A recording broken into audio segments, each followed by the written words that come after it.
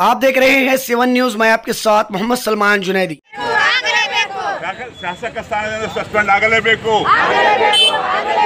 ಶಾಸಕ ಸ್ಥಾನದಿಂದ ಸಸ್ಪೆಂಡ್ ಆಗಲೇಬೇಕು, ಶಾಸಕ ಸ್ಥಾನದಿಂದ ಸಸ್ಪೆಂಡ್ ಆಗಲೇಬೇಕು, ಗಡೀಪಾರು ಮಾಡಬೇಕು. ಕರ್ನಾಟಕ ಸಾಂಸ್ಕೃತಿಕ ನಾಯಕ ಬಸವಣ್ಣನವರನ್ನ ವಿರೋಧಿಸಿದಂತಹ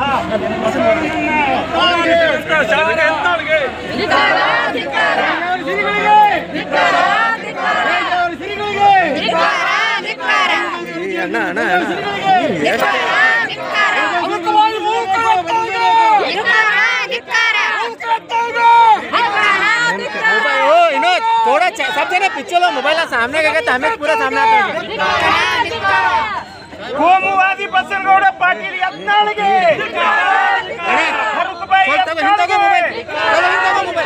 ರಾಜಕೀಯ ಯತ್ನಾಳ್ಗೆ ಬಸವ ಪರ, ದಲಿತ ಪರ ಹಾಗೂ ಪ್ರಗತಿಪರ ಸಂಘಟನೆಗಳ ಒಕ್ಕೂಟ ವಿಜಯಪುರ ಇವರಿಗೆ ಸನ್ಮಾನ್ಯ ಮುಖ್ಯಮಂತ್ರಿಗಳು, ಕರ್ನಾಟಕ ಸರ್ಕಾರ, ವಿಧಾನಸಭಾ ಬೆಂಗಳೂರು, ಮಾನ್ಯ ಜಿಲ್ಲಾಧಿಕಾರಿಗಳು ವಿಜಯಪುರ ಇವರ ಮೂಲಕ ಮಾನ್ಯರೇ, ವಿಷಯ ಸಾಮಾಜಿಕ ಸಾಮರಸ್ಯ ಕದಡುತ್ತಿರುವ ಸಂವಿಧಾನ ವಿರೋಧಿ ಶಕ್ತಿಗಳ ಮೇಲೆ ಕಾನೂನು ಕ್ರಮ ಕೈಗೊಳ್ಳುವ ಕುರಿತು ಮೇಲು ತಿಳಿಸಿದ ವಿಷಯದಲ್ಲಿ ನಾವು ದಲಿತ ಪರ, ಪ್ರಗತಿಪರ, ಬಸವಪರ, ಸಂವಿಧಾನ ಪರ ಸಂಘಟನೆಗಳ ಕಾರ್ಯಕರ್ತರು ತಮ್ಮಲ್ಲಿ ಅರಿಕೆ ಮಾಡಿಕೊಳ್ಳುವುದೇನೆಂದರೆ, ದಿನಾಂಕ 23/11/2024 ಬೆಂಗಳೂರಿನಲ್ಲಿ ವಿಶ್ವ ಹಿಂದೂ ಪರಿಷತ್ತಿನ ಸಂತರ ಸಭೆಯಲ್ಲಿ ಮಾತನಾಡಿದ ವಿಶ್ವ ಒಕ್ಕಲಿಗರ ಪೀಠದ ಚಂದ್ರಶೇಖರನಾಥ ಸ್ವಾಮೀಜಿಯವರು ದೇಶದಲ್ಲಿರುವ ಮುಸ್ಲಿಮರ ಮತದಾನದ ಹಕ್ಕು ಕಿತ್ತುಕೊಳ್ಳಬೇಕೆಂದು ಮಾತನಾಡಿದ್ದಾರೆ. ಅದರಂತೆ ಕನೇರಿ ಮಠದ ಕಾಡಸಿದ್ದೇಶ್ವರ ಸ್ವಾಮೀಜಿ ಕೂಡ ಸೌಹಾರ್ದತೆಯನ್ನು ಕೆಡಿಸುವ ಮಾತನಾಡಿದ್ದಾರೆ. ಮುಸ್ಲಿಮರು ಭಾರತ ದೇಶದ ಅವಿಭಾಜ್ಯ ಅಂಗವಾಗಿದ್ದಾರೆ. ಭಾರತದ ಮೂಲ ನಿವಾಸಿಗಳಾದ ಮುಸ್ಲಿಮರು ಸ್ವಾತಂತ್ರ್ಯ ಹೋರಾಟದ ಕಾಲದಿಂದ ಇಂದಿನವರೆಗೆ ದೇಶದ ಅಭಿವೃದ್ಧಿಯ ಸಲುವಾಗಿ ಹಗಲಿರುಳು ಶ್ರಮಿಸಿದ್ದಾರೆಂಬುದು ಸ್ವಾಮೀಜಿಯವರ ಪ್ರಜ್ಞೆಗೆ ಬಂದಿಲ್ಲ ಎಂದ ಮೇಲೆ ಅವರು ಯಾವ ಲೋಕದಲ್ಲಿ ಬಾಳುತ್ತಿದ್ದಾರೆ? ಇದೇ ಸಂತ ಸಮಾವೇಶದಲ್ಲಿ ಉಡುಪಿಯ ಅಷ್ಟಮಠಗಳಲ್ಲಿ ಒಂದಾದ ಪೇಜಾವರ ಮಠದ ವಿಶ್ವ ಪ್ರಸನ್ನ ತೀರ್ಥರು ನಮಗೆ ಗೌರವ ಕೊಡುವ ಸಂವಿಧಾನ ಬೇಕು, ಈ ಸಂವಿಧಾನ ಹಿಂದೂಗಳ ಪರವಾಗಿಲ್ಲ ಎನ್ನುವ ಸಂವಿಧಾನ ವಿರೋಧಿ ಮತ್ತು ಹಾಗೂ ಉದ್ದಟತನದ ಹೇಳಿಕೆ ನೀಡಿದ್ದಾರೆ. ವಕ್ಫ್ ಹೋರಾಟದ ನೆಪದಲ್ಲಿ ಬೀದರ್ನಲ್ಲಿ ನಡೆದ ಸಭೆಯೊಂದರಲ್ಲಿ ವಿಜಯಪುರ ನಗರ ಶಾಸಕ ಬಸನಗೌಡ ಪಾಟೀಲ್ ಯತ್ನಾಳ್ ಅವರು ಬಸವಣ್ಣನವರು ಹೊಳೆಗೆ ಹಾರಿ ಸತ್ತರು ಎಂಬ ಉದ್ದಟತನದ ಹೇಳಿಕೆ ನೀಡಿದ್ದಾರೆ. ಇದು ಅಸಂಖ್ಯಾತ ಬಸವ ಅನುಯಾಯಿಗಳ ಮನಸ್ಸನ್ನು ನೋಯಿಸಿದೆ.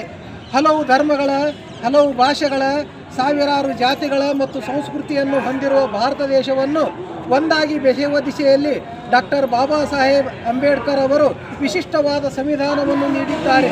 ಸಂವಿಧಾನ ಕಾರಣದಿಂದಾಗಿಯೇ ಎಲ್ಲರಿಗೂ ಸಮಾನ ಹಕ್ಕುಗಳು ದೊರೆತಿವೆ.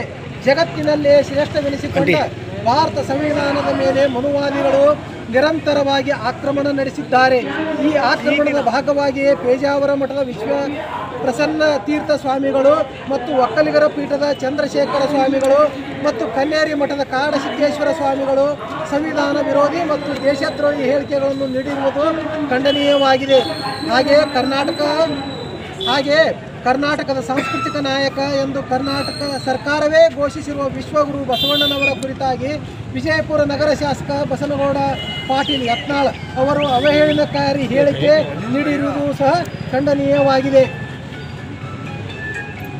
ಸಂವಿಧಾನ ವಿರೋಧಿ ಶಕ್ತಿಗಳು ಮತ್ತು ಬಸವ ವಿರೋಧಿ ಮನಸ್ಥಿತಿಯ ಈ ವ್ಯಕ್ತಿಗಳನ್ನು ಅದೇ ಮನಸ್ಥಿತಿಯ ಹಲವು ಸ್ವಾಮಿಗಳು, ರಾಜಕೀಯ ಮುಖಂಡರು ಬೆಂಬಲಿಸಿರುವುದು ಕೂಡ ಖಂಡನಾರ್ಹವಾಗಿದೆ. ಇಂಥ ಸಂವಿಧಾನ ಮತ್ತು ಸಮಾನತೆ ವಿರೋಧಿ ವ್ಯಕ್ತಿಗಳ ವಿರುದ್ಧ ಕರ್ನಾಟಕ ಸರ್ಕಾರವು ಸ್ವಯಂ ಪ್ರೇರಣೆಯಿಂದ ದೇಶದ್ರೋಹಿ ಎಂದು ಪ್ರಕರಣ ದಾಖಲಿಸಬೇಕಿತ್ತು. ಆದರೆ ಸರ್ಕಾರವು ಮೌನವಾಗಿರುವುದು ಕೂಡ ಅವರ ಪರವಾಗಿಯೇ ಇದೆ ಎಂಬ ಭಾವನೆ ಸಾರ್ವಜನಿಕರಲ್ಲಿ ಮೂಡುವಂತಾಗಿದೆ. ಕಾರಣ ಸರ್ಕಾರವು ಪೇಜಾವರ ಮಠದ ವಿಶ್ವ ಪ್ರಸನ್ನ ತೀರ್ಥರು, ಚಂದ್ರಶೇಖರ ನಾಥ ಸ್ವಾಮಿಗಳು ಮತ್ತು ಶಾಸಕ ಬಸನಗೌಡ ಪಾಟೀಲ್ ಯತ್ನಾಳರ ಹಾಗೂ ಕನ್ನೇರಿ ಮಠದ ಕಾಡಸಿದ್ದೇಶ್ವರ ಸ್ವಾಮಿಗಳ ವಿರುದ್ಧ ಕೇಸು ದಾಖಲಿಸಿ ಅವರನ್ನು ಬಂಧಿಸಿ ಕಾನೂನು ಕ್ರಮ ಕೈಗೊಳ್ಳಬೇಕು ಎಂದು ನಾವು ಆಗ್ರಹಿಸುತ್ತೇವೆ. ಇಲ್ಲವಾದರೆ ಸರ್ಕಾರದ ವಿರುದ್ಧವೇ ಉಗ್ರವಾದ ಹೋರಾಟ ಮಾಡಬೇಕಾಗುತ್ತದೆ ಎಂದು ಎಚ್ಚರಿಸುತ್ತೇವೆ. ಧನ್ಯವಾದಗಳೊಂದಿಗೆ ತಮ್ಮ ವಿಶ್ವಾಸಿಗಳಾದ ಎಲ್ಲ ಸ್ವಾಮೀಜಿಗಳು ಹಾಗೂ ಇಲ್ಲಿ ಸೇರಿದ ಎಲ್ಲ ಬಸವ ಪರ, ದಲಿತ ಪರ, ಅಂಬೇಡ್ಕರ್ ಪರ, ಪ್ರಗತಿಪರ ಚಿಂತಕರು ಹೆಸರು ಮತ್ತು ಸಹಿ. ಬಸವ ವಿರೋಧಿ ಯತ್ನಾಳ್ಗೆ, ಬಸವ ವಿರೋಧಿ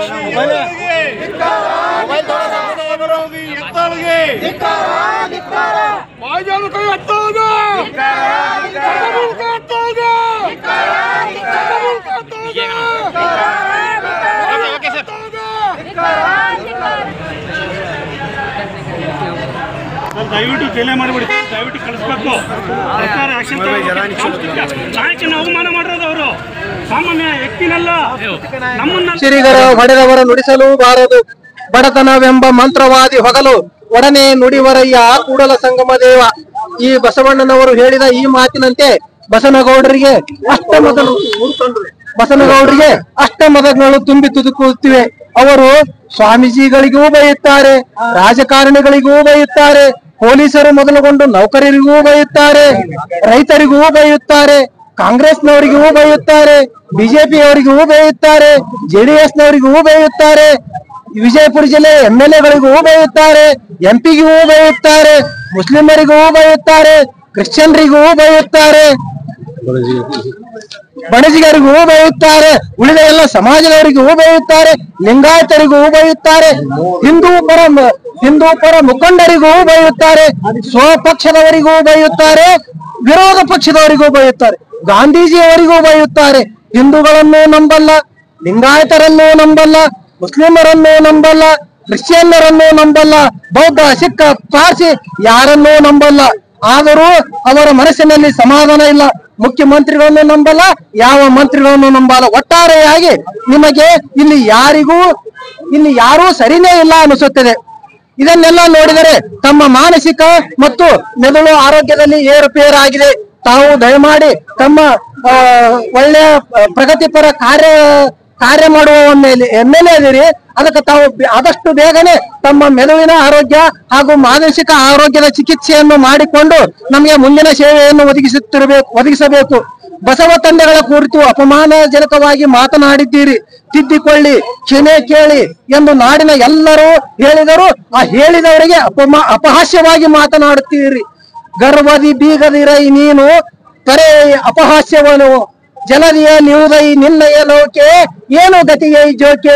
ಗೌಡ್ರೆ, ನೀವೇನ್ ನಿಮ್ಮ ನೌಕೆ ಏನ್ ದಂಡಿಗಂಡಿಲ್ಲ, ಏನ ಸಮುದ್ರದಾಗ ಐತಿ, ಮುಣಿ ಹೊಕ್ಕೈತಿ. ಅದಕ್ಕ ಕಬೀರದಾಸರು ಹೇಳಿದಂಗ ಈಗ ಎಚ್ಚರ ಆಗ್ರಿ. ಅಕ್ಕ ಮಹಾದೇವಿ ತಾಯಿಯವರು ಹೇಳುತ್ತಾರೆ, ಹಂದಿಯು ಮದಕರಿಯು ಒಂದೇ ದಾರಿಯಲ್ಲಿ ಸಂಧಿಸಿದರೆ, ಹಂದಿ ಗಂಜಿ ಮದಕರಿಯು ಕೆಲಕ್ಕೆ ಸಾರಿದರೆ, ಆ ಹಂದಿಯು ಕೇಸರಿ ಎಪ್ಪುದೇ ಚೆನ್ನಮಲ್ಲಿಕಾರ್ಜುನ. ಅದಕ್ಕೆ ಹೇಳಕತ್ತಾರ, ಹಂದಿ ಮತ್ತು ಆನೆ ಇದ್ರ ಬಂದ್ರೆ ಯಾವ್ದು ಮಗ್ಲಿಕ್ ಸರಿತೈತಿ? ಹಂದಿ ಸರಿ ಹಂಗಲ್ಲ, ಹಂದಿ ಹಂಗ ಬರ್ತೈತಿ. ಆನೆ ಹಿಂದಕ್ ಸರಿತೈತಿ, ಆನೆ ಸೈಡಿಗೆ ಸರಿತೈತಿ. ಯಾಕಂದ್ರ ಹಂದಿ ಗಟ್ರದಾಗ ಬಿದ್ದು ಹೊಲಸು ಮಾಡ್ಕೊಂಡು ಬಂದಿರ್ತೈತಿ. ಆ ಹೊಲಸು ನಾನು ಹತ್ತೈತಿ ಎತ್ತೆ ತಿಳ್ಕೊಂಡು ಆನೆಗಳು ಹಿಂದಕ್ ಸರಿತಾವು.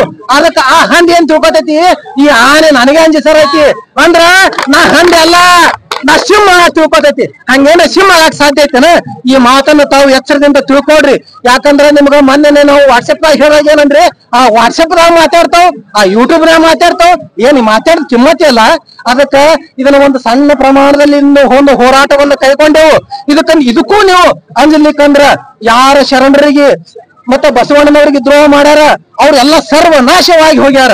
ಅದಕ್ಕ ಸರ್ವಜ್ಞ ಮೂರ್ತಗಳ ಒಂದು ಮಾತನ್ನ ನೆನಪಿಡುಗ್ರಿ. ಕೇಡುಗಾಲ ಬರುವಾಗ ಕೂಡುವವು ವಿಪರೀತ ಬುದ್ಧಿ, ಕೇಡುಗಾಲ ಬರುವಾಗ ಕೂಡುವವು ವಿಪರೀತ ಬುದ್ಧಿ. ಕೋಡಗನು ಬಂದು ಲಂಕೆಯನ್ನು ಸುಡುವಾಗ ರಾವಣನೇನು ಆಡು ಕಾಯುತ್ತಿದ್ದನೇ ಸರ್ವಜ್ಞ. ಆ ರಾವಣನಷ್ಟು ಶ್ರೀಮಂತರದಿರಿ ನೀವು? ರಾವಣನಷ್ಟು ಶಕ್ತಿ ಐತೆ ನಿಮ್ಗ? ರಾವಣನಷ್ಟು ವಿದ್ಯಾ ಕಲ್ತಿರಿ ನೀವು? ಅಂತ ಏನು ನಿಮ್ಮ ತಿಕ್ಕಿಲ್ಲ. ಆದ್ರೆ ಅಂತ ರಾವಣ ಒಂದು ಮಂಜ ಬಂದ ಲಂಕಾ ಎಲ್ಲ ಸುಟ್ಟು ಹೊರ ಮಳ್ಳರಲ್ಲಿ ನಿಂತು ನೀವ್ಯಾಗಿರ್ತಾಪಲ. ಅದಕ್ಕ ಎಚ್ಚರದಿಂದ ಇರ್ರಿ. ತಾವು ಪ್ರತಿಷ್ಠಾನದ ಮನೆತನದಲ್ಲಿ ಹುಟ್ಟಿದ್ದೀರಿ. ಭಗವಂತನ ಕೃಪೆಯಿಂದ ತಮ್ಮ ಹತ್ತಿರ ಎಲ್ಲವೂ ಇದೆ. ಬಸವಣ್ಣ ಮತ್ತು ಶರಣರಿಗೆ ಮೋಸ ಮಾಡಿದರೆ ತಮ್ಮ ಸರ್ವನಾಶ ಖಂಡಿತವಾಗಿ ಆಗೇ ಆಗುತ್ತದೆ. ಇನ್ನೂ ಕಾಲ ಮಿಂಚಿಲ್ಲ. ಬೇಗನೆ ಒಪ್ಪಿಕೊಳ್ಳಿ ಮತ್ತು ತಿದ್ದಿಕೊಳ್ಳಿರಿ. ಇಲ್ಲವಾದಲ್ಲಿ ನಿಮಗೆ ನಿಮ್ಮ ವಂಶಕ್ಕೆ ರಾಜಕೀಯ ದೂರ ಸರಿಯುತ್ತದೆ. ನಿಮ್ಗೆ ಅಷ್ಟೇ ಅಲ್ಲ, ಮುಂದಿನ ಬಾರಿನೂ MLA ಆಗೋದಿಲ್ಲ ನೀವಲ್ಲ, ಇಡೀ ನಿಮ್ಮ ಸಂತಾನದಾಗೆ ಈ ರಾಜಕೀಯ ದೂರ ಆಗ್ತದೆ. ಕೇವಲ ರಾಜಕೀಯ ಅಷ್ಟೇ ಅಲ್ಲ, ತಮ್ಮ ಹತ್ರ ಏನೇನು ಸಂಪತ್ತುಗಳು ಸೇರ್ಕೊಂಡವಲ್ಲ ಆ ಎಲ್ಲ ಸಂಪತ್ತುಗಳು ಕಲ್ಲು ತಾಗಿದ ಮಿಟ್ಟೆಯಂತೆ ದೂರ ಸರ್ ಹೊಕ್ಕವು. ಎಚ್ಚರ ಎಚ್ಚರ ಎಚ್ಚರ.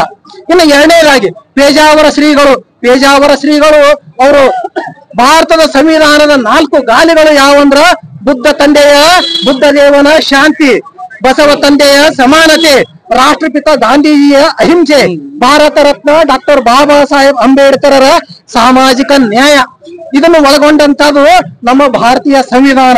ತಮಗೆ ಮತ್ತು ತಮ್ಮ ಕುಲಕ್ಕೆ ಈ ಮೇಲಿನ ನಾಲ್ಕು ಬೇಕಾಗಿಲ್ಲ. ಪೇಜಾವರ ಶ್ರೀಗಳಿಗೆ ತಾವು ಜಾತಿವಾದಿಗಳು ಇದ್ದೀರಿ, ತಾವು ಮನುವಾದಿಗಳು ಇದ್ದೀರಿ, ತಾವು ಜಡವಾದಿಗಳು ಇದ್ದೀರಿ, ತಾವು ಮೌಢ್ಯವಾದಿಗಳು ಇದ್ದೀರಿ, ತಾವು ಅಸಮಾನತಾವಾದಿಗಳು ಇದ್ದೀರಿ.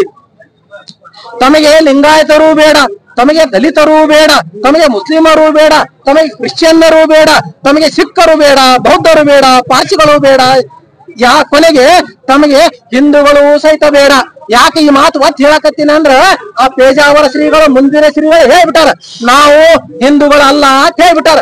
ಅವ್ರು ಕಟ್ಕೊಂಡೇನು ನೀವು ಹಿಂದೂ ಭಾರತದಲ್ಲಿರುವ ಹಿಂದೂಗಳು ನಂತವ್ರು ಏನು ಅವ್ರನ್ನ ತಗೊಂಡೇನು ಬೆಂಕಿ ಹಚ್ತೀರಿ? ಅದಕ್ಕೆ ಏಕೆಂದರೆ ತಾವು ಈ ಭಾರತ ಭೂಮಿಯವರೇ ಅಲ್ಲ. ಯಾಕಂದ್ರೆ ಇವ್ರನ್ನ ಯಾರು ನೀವು ಒಪ್ಕೊಳಕತ್ತೀರಪ್ಪ ಅಲ್ಲ ಅಂದ್ರ ನೀವು ಈ ಭಾರತ ಭೂಮಿಯವರೇ ಅಲ್ಲ. ತಾವು ಮಧ್ಯ ಏಷ್ಯಾದಿಂದ ದನ ಕಾಯುತ್ತಾ ಭಾರತಕ್ಕೆ ಬಂದವರು.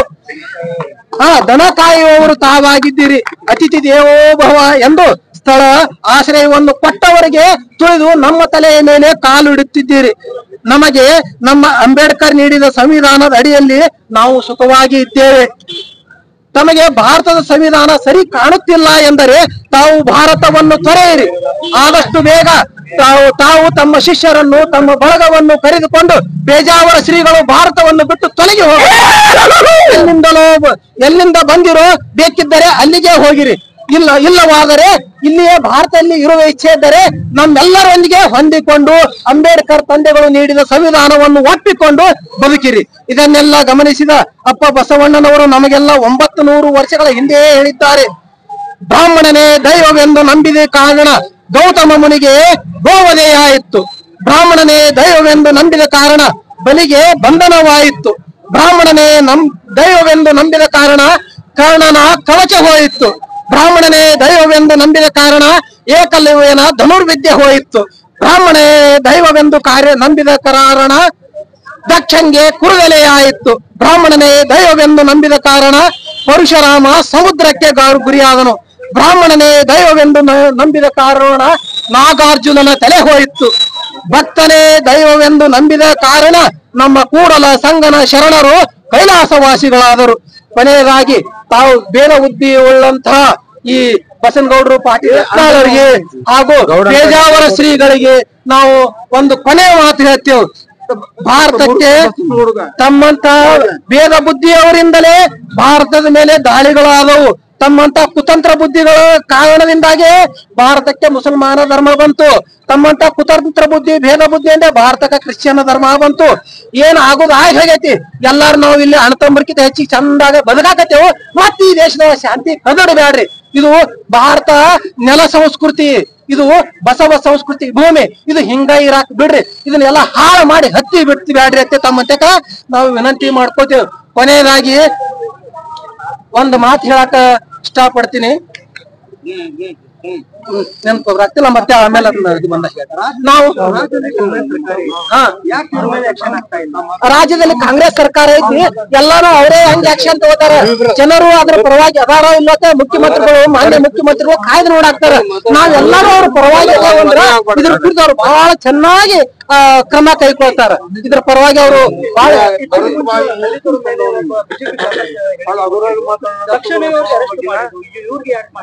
ಅದು ಮಾಡ್ಬೇಕಾಗಿದ್ದು. ಇದು ನಮ್ಮ ಮುಖ್ಯಮಂತ್ರಿಗಳ ಲೋಪನೂ ಅಂತ ಆಕೈತಿ. ಯಾಕ ಬಸವಣ್ಣನವ್ರ ಕುರಿತು ಹೇಳಿಕೆ ಕೊಟ್ಟು ಇಷ್ಟು ದಿವಸ ಆದ್ರೂ ತಾವು ನಿಜವಾದ ನಮ್ಮ ರಾಜ್ಯದಲ್ಲಿರುವಂತ ಒಬ್ಬ ಗಟ್ಟಿ ಮುಖ್ಯಮಂತ್ರಿ, ಬಸವ ಧರ್ಮೀಯ ಮುಖ್ಯಮಂತ್ರಿ ಅಂದ್ರ ನಮ್ಮ ಸಿದ್ದರಾಮಯ್ಯನವರು. ತಾವು ಆಕ್ಷನ್ ತಗೋರಿ. ತಮ್ಗೇನ್ರಿ ಅಂಜಿಕೆ ಐತೇನೆ? ತಾವು ಏನು ಯಾರು ಅಧಿಕಾರಿಸಿದ್ರು 5 ವರ್ಷ ತಮ್ಗೇನು ಯಾರು ಅಧಿಕಾರಿಸಕ್ ಹೋಗಲ್ಲ ಅಂತ ಒಬ್ಬ ಶ್ರೇಷ್ಠ ನಾಯಕರು, ಗಟ್ಟಿ ನಾಯಕರು ಅದಿರಿ. ತಾವು ಆಕ್ಷನ್ ತಗೋರಿ. ಇವ್ರ ಶಾಸಕತ್ವ ಸ್ಥಾನವನ್ನು ತೆಗೆದು ಹಾಕ್ರಿ. ಇವ್ರು ಓಸುವೈದು ಇವರು ಮಾನವ ಸಮಾಜದಲ್ಲಿ ಬದುಕಾಕ ಯೋಗ್ಯ ಅದ ಅಂತ ಇವ್ 2 ಹುಳುಗಳು ಮಾನವ ಸಮಾಜದಲ್ಲಿ ಬದುಕಾಕ ಯೋಗ್ಯ ಅಲ್ಲಿ ಇವ್ರ ಜೈಲ್ನ ಹಾಕ್ರಿ ಕೂರ್ನ. ಮತ್ತೆ ನಮ್ಮ ವಿನಂತಿ ಐತಿ.